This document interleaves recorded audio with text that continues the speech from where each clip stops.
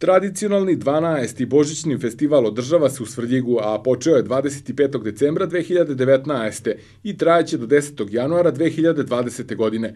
Božićni festival je zamišljen kao niz manifestacija koje treba da razonode mlade u Svrljigu, ali i da pokažu njihovu humanost, jer se tokom trajanja festivala prikuplja novac koji na kraju ide u ruke onima kojima je u tom trenutku najpotrebniji na teritoriji opštine Svrljig.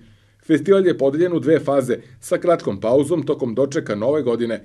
U 2019. godini održano je niz dešavanja, a neke od njih su škola tradicije za prvake, koncert Kulturno-umetničkog društva Svrljig, prodajna izložba medenjaka koju su priredila deca iz predškolske ustanove Poletarac, druženje sa Deda Mrazom i kićenje jelke u centru Svrljiga, aukcija fotografija sa fotokolonije Terra Incognita, akustično veče Uroša Stankovića, rock veče, karaoke i DJ veče, kao i prodaja slika svrljiških slikara iz udruženja Timakumus.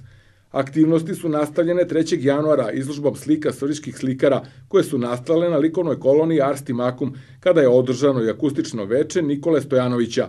Do sada je održan i koncert Baltic Benda, koncert Kud Beloinje i folklornog ansambla Kolo iz Knjaževca, DJ veče i maskembal, a danas je održana i predstava dečijeg pozorišta Pepino za najmlađe sugrađane. Večeras je na programu promocija knjige pesnika za decu Rusomira Arsića, a za sutra i prekosutra predviđeno je održavanje još predstava za decu, dok će festival biti završen koncertom Kulturno-umetničkog društva Prekonoga u petak 10. januara. U 2 nedelje, koliko traje festival, tokom održanih manifestacija, sakupljeno je dosta novčanih sredstava koji će biti usmerena u humanitarne svrhe. Ovu tradicionalnu manifestaciju organizuju Centar za turizam, kulturu i sport Svrljig i Kancelarija za mlade, a pokrovitelj je opština Svrljig.